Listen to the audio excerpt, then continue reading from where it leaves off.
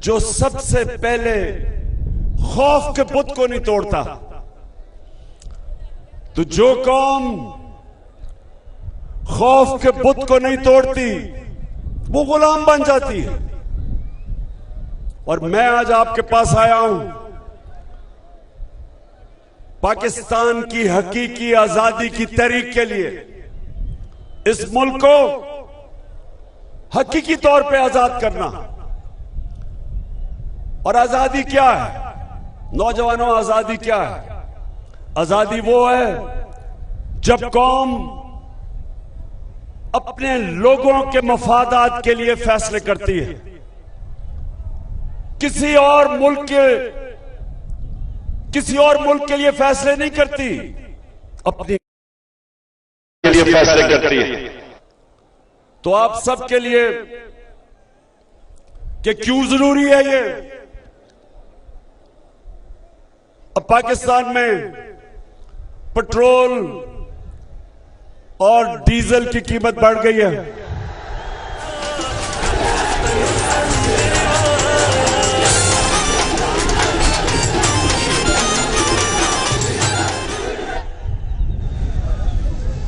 Petrol और फजलुर रहमान की कीमत बढ़ गई है। 30 रुपए लीटर कीमत बढ़ गई है। हिंदुस्तान ने चंद रोज पहले 25 रुपए लीटर कीमत कम की है। क्यों? अब मैं आप सबको बताना चाहता हूं कि एक आजाद मुल्क कैसे फैसले करता है और गुलाम मुल्क मजबूर हो जाता है ऐसे फैसले करने के लिए जो उसके मुल्क को नुकसान पहुंचता है।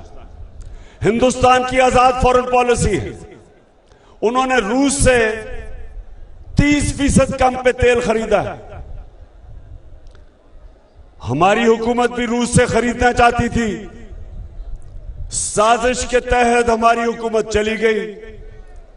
अब ये अमेरिकनों के गुलामों की हुकूमत ने अमेरिका से डर के रूस से 30% तेल कम कीमत पे इसलिए नहीं ले रहा कि अमेरिका से इजाजत नहीं मिली।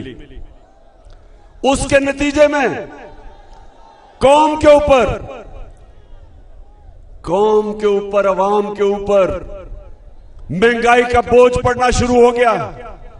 जब डीजल और तेल महंगा होता है, सब कुछ महंगा हो जाता है। तो ये सबसे पहले नुकसान समझें कि हिंदुस्तान के लोग वो रूस से तेल खरीद सकते हैं क्योंकि उनकी आजाद फॉरेन पॉलिसी है। पाकिस्तान नहीं खरीद सकता क्योंकि ये अमेरिका के गुलाम ऊपर बैठ गए। ये अमेरिका की इजाजत के बगैर ये कुछ नहीं करते और अमेरिका इजाजत नहीं देता क्योंकि उनके रूस से ताल्लुकात खराब हैं। वो पाकिस्तान को इजाजत नहीं देता अपने लोगों को सस्ता पेट्रोल और डीजल बेचने के लिए। तो नौजवानों, आप समझे हो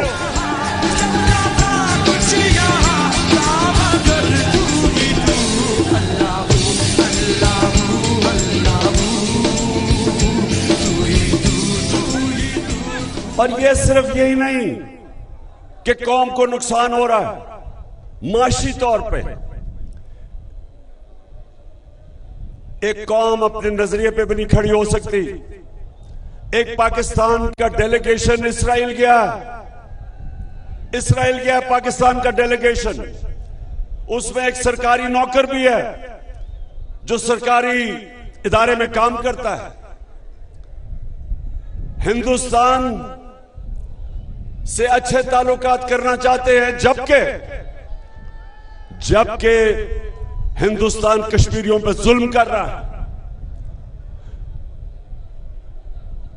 तो ये जो मुल्क की फॉरेन पॉलिसी है, ये मैं आपको समझाना चाहता हूं कि जब एक अमेरिकी साजिश के तहत ये अमेरिका के पुतले ऊपर बैठ गए, तो पाकिस्तान जो अपने नजरिए हमारा जो मुल्क का नजरिया था, जो कायदे आजम मोहम्मद अली जिन्ना ने कहा कि हम कभी भी इसराइल को रिकॉग्नाइज नहीं करेंगे जब तक फलस्तीनियों से इंसाफ ना हो। यह कायदे आजम ने हमें आज से तकरीबन 75 साल पहले यह हमारा नजरिया था, और यह हमारी हुकूमत का भी नजरिया है कि आप कभी भी इसराइल को नहीं मान सकते जब तक फलस्तीनियों से इंसाफ हो। लेकिन यह अमेरिका की गुलाम हुकूमत जो एजेंडा हिंदुस्तान, इसराइल और अमेरिका का है वो लागू कर रही है, और ये होती है गुलामी। ना ये कश्मीर पे बात करेगा जो आपके पास अभी तकरीर करके गया चेरी ब्लॉसम शहबाज शरीफ, उसने सुना कहा मैं अपने कपड़े भी बेच दूंगा। कपड़े बेच देना चाहिए क्योंकि गंदम आटे की कीमत, आप मुझे बताएं कि जब से ये आए हैं आटे की कीमत किधर गई है? महंगा हुआ आटा, पेट्रोल, डीजल, बिजली महंगी हुई। तो उसने जब यहां खड़े होकर आपके सामने तकरीर की तो आपने उससे पूछना चाहिए था कि आप अमेरिका की गुलामी क्यों कर रहे हैं? तो वो उसने आपको जवाब, अगर सच्चा जवाब ये देता कि उसके और उसके खानदान के सारे पैसे मुल्क से बाहर पड़े हैं और उसको खौफ है कि अगर अमेरिका नाराज हो गया तो उनके पैसे चले जाएंगे। तो इसलिए शांगला, आज मैं आपसे वादा लेने आया हूं कि आपने मेरे साथ खड़ा होना है मेरे या हकीकी आजादी की तहरीक में।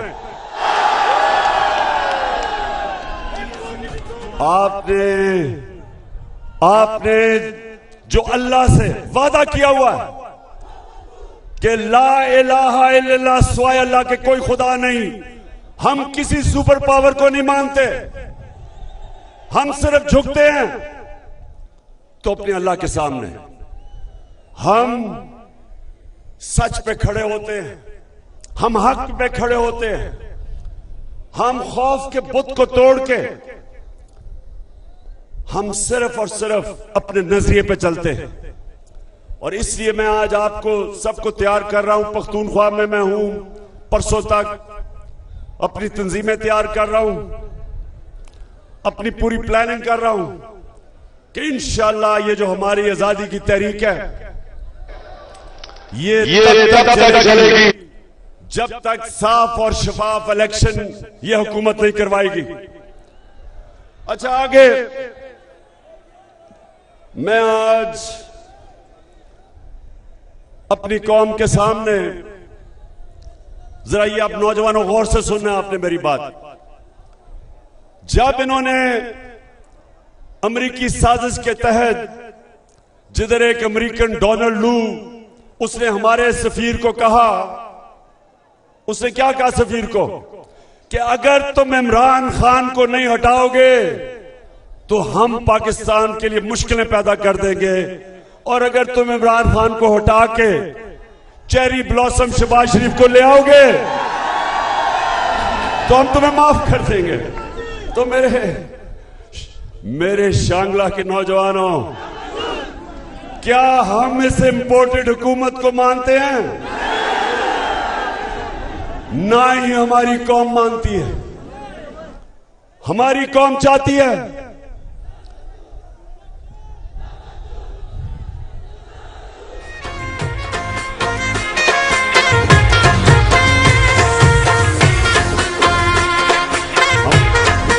हमारी कौम चाहती है कि वो इस मुल्क में पार्टी इक्तदार में आए जो हमारी कौम की वोटों से आए। हम कोई बाहर की अमेरिका की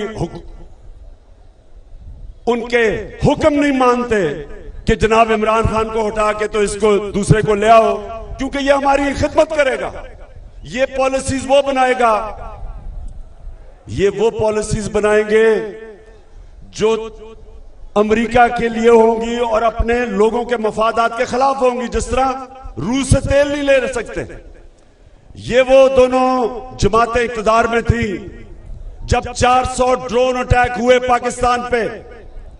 अमेरिका की जंग भी लड़ रहे थे और ड्रोन अटैक भी वो हमारे पे कर रहे थे, हमारे लोग मर रहे थे। और कई दफा इन दोनों की क़यादत ने एक दफा अमेरिका से मुज़म्मत नहीं की, बल्कि अमेरिका से ह्यूमन राइट्स की ऑर्गेनाइजेशन पाकिस्तान आई, उन्होंने यहां बैठ के मेरे साथ मुज़म्मत की, ड्रोन अटैक्स की। लेकिन इन गुलामों ने कभी अपने मुंह से एक दफा उस ड्रोन अटैक्स के खिलाफ आवाज नहीं बोली।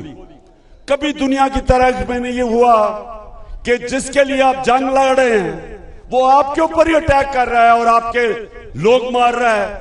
400 बम अटैक करता है जिसमें औरतें बच्चे मरते हैं, लेकिन कभी मुज़म्मत नहीं करते। इसलिए इनको वो लेके आए हैं। और इसलिए नौजवानों, हमने अपनी हकीकी आजादी की पूरी तहरीक चलानी है। और फिर से तैयार हो, आप खौफजदा तो नहीं होगे।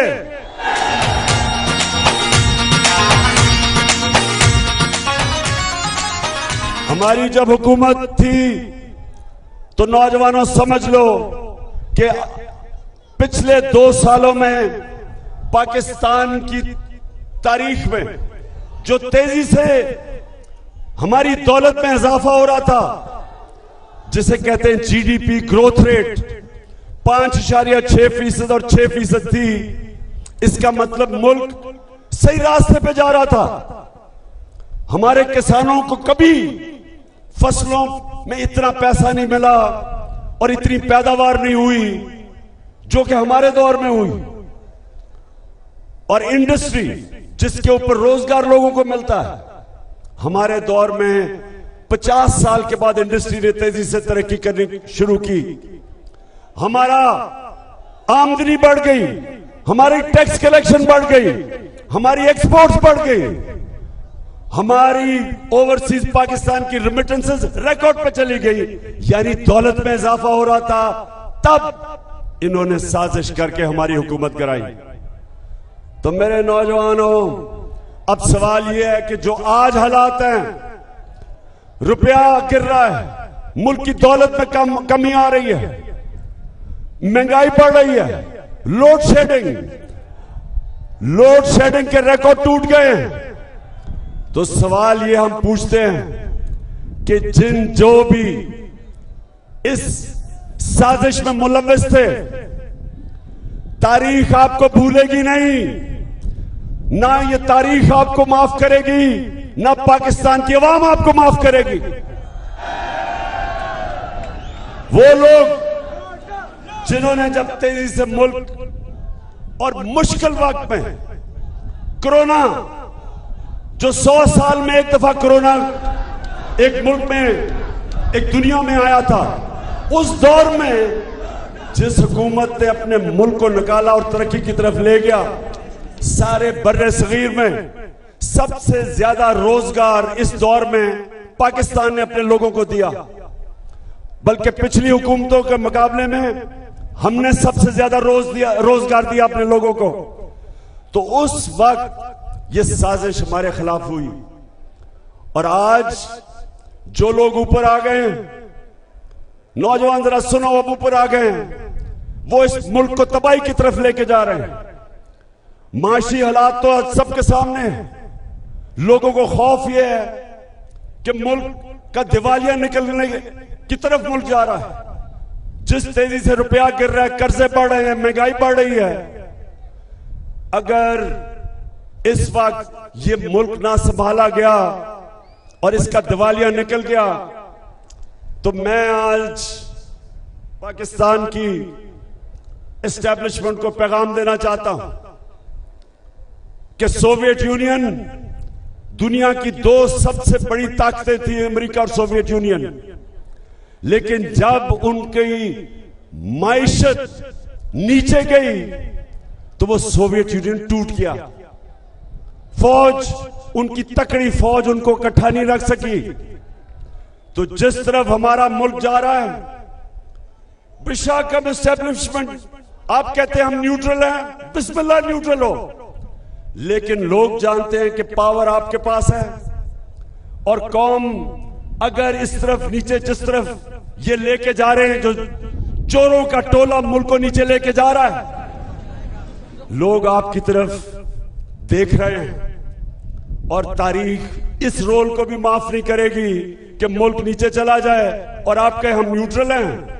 और ये चोर जो कि अमेरिका की साजिश की वजह से ऊपर बैठे हुए हैं, ये मुल्क का दिवालिया निकाल दें, ये सिर्फ और सिर्फ इस मुल्क में दो काम कर रहे हैं। अपने करप्शन के केसेस खत्म कर रहे हैं, नैब को खत्म कर रहे हैं जिधर इन सब के करप्शन के केसेस हैं। पहले जनरल मुशर्रफ ने इनके करप्शन के केस माफ किए जब उसने एनआरओ दिया, वो सारे माफ हुए। 10 साल में जो करप्शन उन्होंने की, अब ये उसके ऊपर एनआरओ मिल रहा है इनको।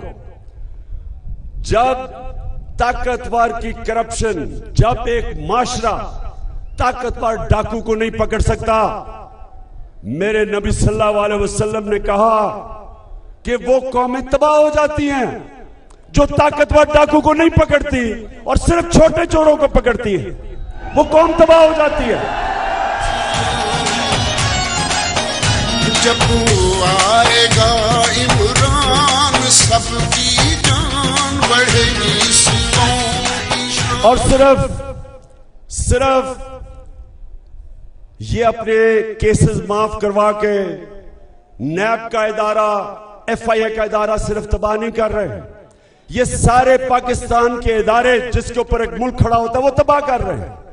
ये पुलिस का गलत इस्तेमाल कर रहे हैं, ये पुलिस का इस्तेमाल कर रहे हैं झूठे केसेस करने पे, एफआईआर करने पे, डराने धमकाने पे, पुरअमन एहतजाज के ऊपर जिधर औरतें बच्चे थे, इन्होंने जो जुल्म किया, ये सिर्फ पाकिस्तान में एक दफा हुआ था जो मुझे याद है, जब एमआरडी, पीपल्स पार्टी की एमआरडी की मूवमेंट थी, मिलिट्री डिक्टेटरशिप थी, तब जुल्म किया गया था लोगों पे। ऐसे पुरअमन एहतजाज जमहूरियत में हम सब का हक है, उसके ऊपर जुल्म करना किसी जमहूरियत में इजाजत नहीं देता, किसी जमहूरियत का आईन। तो ये वो लोग आए हैं जो, क्योंकि इलेक्शन तो वो जीत नहीं सकते, पब्लिक में तो वो निकल नहीं सकते, अवाम में जाते हैं तो उनको नारे लगते हैं चोर के और गद्दार के।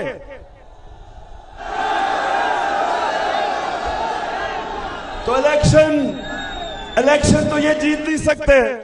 तो इसलिए अभी इलेक्शन कमीशन के साथ मिलके धांधली की पूरी तैयारियां हो रही हैं, हल्का बंदियां की जा रही हैं इनको जताने के लिए, पूरी साजिश हो रही है कि पाकिस्तान की जमहूरियत को तबाह किया जाए। और फिर मीडिया के ऊपर जो पाबंदियां, किसी जमहूरियत के अंदर इस तरह मीडिया के ऊपर पाबंदियां नहीं लगती। वो सहाफी जिनकी रेपुटेशन, जो मुहिब्बे वतन पाकिस्तानी समझे जाते हैं, उनके ऊपर केसेस किए जा रहे हैं। इमरान रियाज खान पे, अरशद शरीफ पे, समी इब्राहिम पे, साबिर शाकिर पे, IRY के ऊपर हर किस्म की, चाहे उसको कभी नीचे कर देते हैं कभी ऊपर के लोग देख ना सके। बोल्ड टेलीविजन, उसका जो शोएब, उनका जो हेड है, उसके ऊपर केसेस।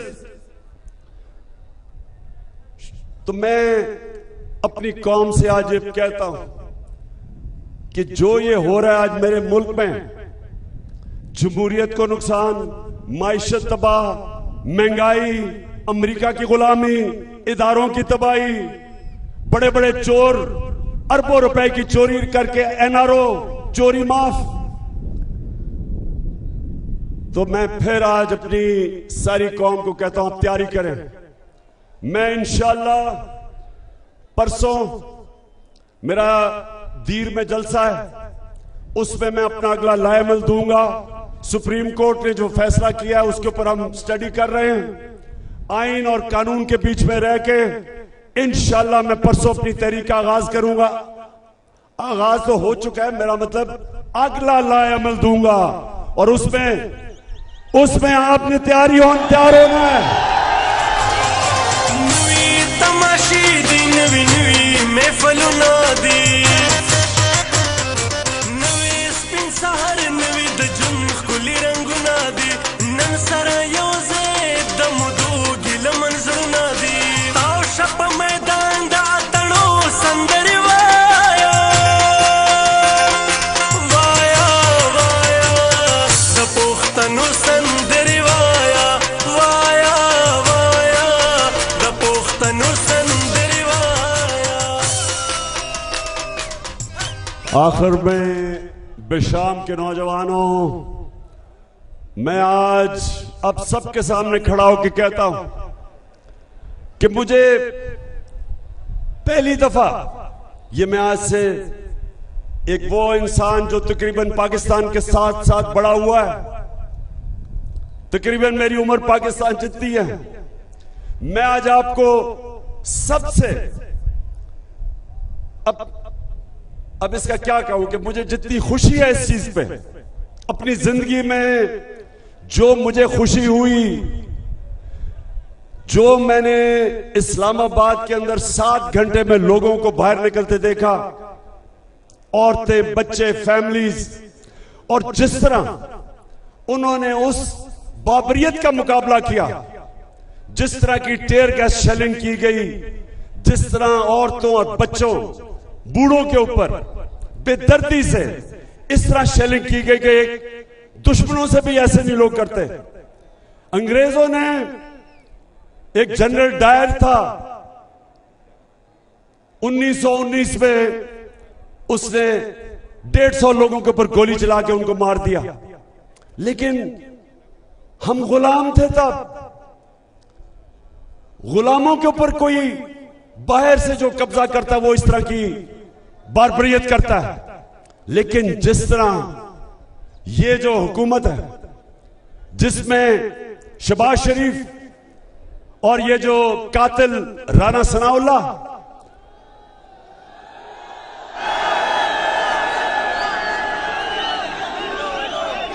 और नौजवानों याद रखना, जालिम इंसान हमेशा बुज़दिल होता है।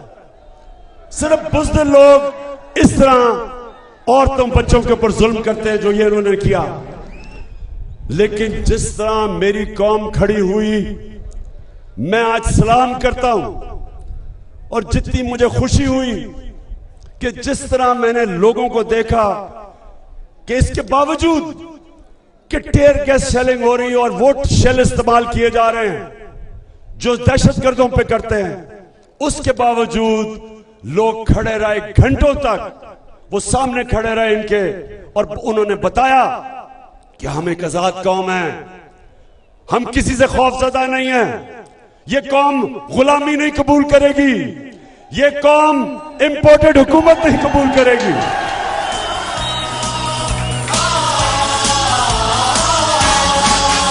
आज मजलूम जालिम से टकराएंगे,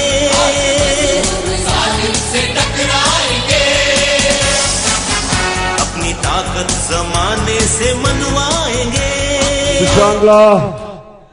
नौजवानों, आखिर में मैं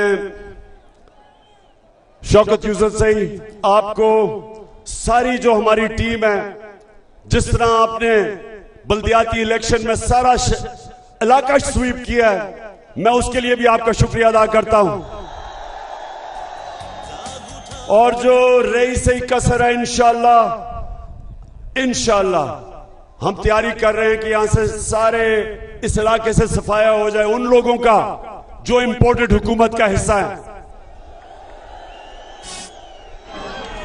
तो इंशाअल्लाह फिर से आखिर में, क्या आप, जब मैं आपको कॉल दूंगा, आप तैयार हो? समुद्र से लीडर खौफ का बुत आपने तोड़ दिया है। कुरान की आयत है, अल्लाह कुरान में कहता है जो लोग ईमान ले आए अल्लाह उनके खौफ दूर कर देता है। ईमान वाला इंसान सिवाय अल्लाह के किसी के साथ झुकता नहीं है। शेर से खत्म करता हूं अपनी तकरीर कि एक सजदा, अच्छा और करता हूं, एक सजदा जिसको तू किरा समझता है, देता है लाखों सजदों से निजात।